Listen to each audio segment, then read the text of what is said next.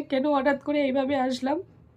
হাতে দেখছো মেহেন্দি পরা, নেল এক্সটেনশনও করিয়েছিলাম, কালকে বিয়েবাড়ি ছিল,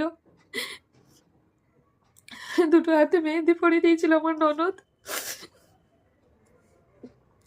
কালকে তোমরা তো জানোই সামনে আমার দেওরের বিয়ে ছিল, কালকের বিয়ে। আর একদিকে আমার ভাই অসুস্থ।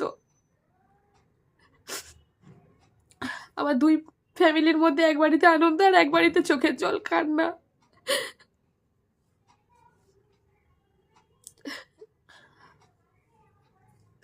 তো তোমাদের সবটাই ক্লিয়ার করে বলি, তাহলেই তোমরা বুঝতে পারবে, নাহলে কিছুই বুঝতে পারবে না। আমি কখনো ভাবতে পারিনি তোমাদের সামনে এইভাবে কখনো কোনোদিনও আসবো। সবসময় তোমাদের আমাদের হাসির মুহূর্তটা শেয়ার করেছি, তোমরা অনেক সাপোর্ট করেছো। আজকের এই কারণেই আসা, তোমাদের কাছ থেকে অনেক মতামত নেওয়ার আছে।